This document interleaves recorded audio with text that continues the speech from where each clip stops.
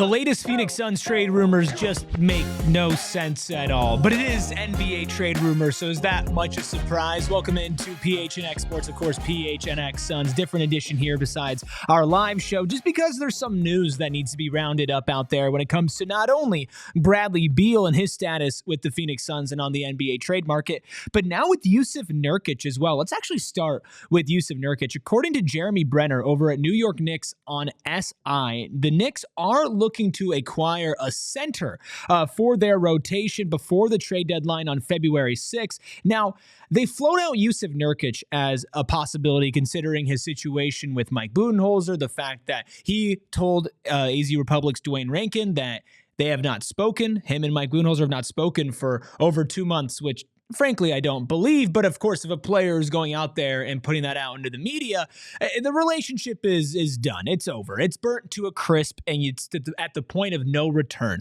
right? And he's already outside of the rotation. He's been out of the rotation. He got benched from his starting spot. Then he got sick. Now he's back, and now he's not playing. And stories are dropping out in the media. So apparently, the New York Knicks are looking to acquire that kind of guy in Jusuf Nurkic. Now, I'm not sure if this guy is reporting, if Brenner is reporting, or just floating out the idea. But either way, I think it's patently ridiculous. If I'm the Knicks, if I'm the Suns, I'm begging for this to happen, please, because Brenner says that the Knicks would have to part ways with either Mitchell Robinson, Jericho Sims, or one of either Pacome Daddier or Tyler Kolek to mismatch salaries. Now, Tyler Kolek was a draft prospect the Suns have had their eyes on, throughout the entire process. Pacome Daddier was their higher pick, right? Their big shot guy. And at the same time, Mitchell Robinson, when healthy, is a much better center than Jusuf Nurkic in his iteration this season. Jericho Sims is interesting. He gives the Suns a different type of look athletically. He does not play a lot, but he's a huge vertical spacer, like way more than the likes of Nick Richards, who is still a lob threat. Now, the Suns are allergic to throwing lobs, so I'm not sure exactly how often they'd be able to do that. But it's not even as much about what the return is. Now, if the Suns could turn Jusuf Nurkic into Mitchell Robinson, even with Mitchell Robinson's injury problems, that's a massive home run for the Phoenix Suns front office to flip Nurkic into what could be a somewhat positive asset.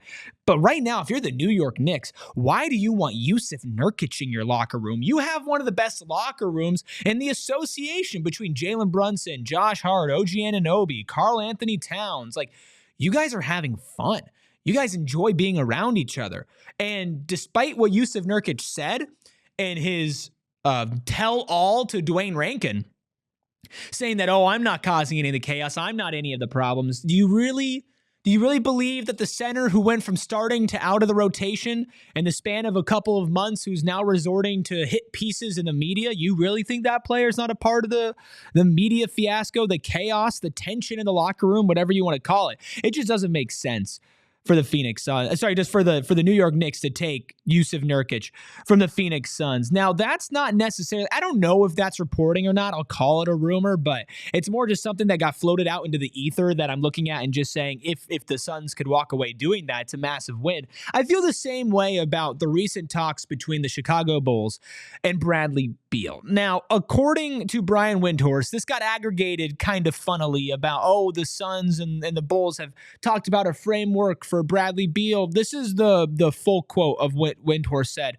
on Bradley Beal to the Bulls. It says, quote, "We're dancing around this because I've been burned on aggregation." Ironic. But the bottom line is that the Bulls and the Suns have talked on the concept of Bradley Beal ending up in Chicago has been discussed. I'm not saying it's going to happen. I'm not saying it's close or whatever. And obviously Beal has a no trade clause, but I just can't believe that Chicago would do that deal. So maybe it's never going to happen, but it's been discussed. Now, a deal that an organization by all means should not make, that would be the stupid deal to make, that even people who are reporting it are saying, I just don't fully understand why they would do that. Seems like the perfect Chicago Bulls trade. Seems like the most, put it on a tee, home run Chicago Bulls trade ever. And I'm not saying that, this is likely going to happen, but I don't get why the Chicago Bulls would want Bradley Beal unless he's coming with a massive amount of draft compensation, which I don't think you're going to get 3 first-round picks from the Phoenix Suns, I think you're probably going to end up getting 1, maybe 2 since they're on the latter end. But again, they're not very good picks. Now, for the Phoenix Suns, I take a Zach LaVine for Bradley Beal swap every day of the week. Every day of the week.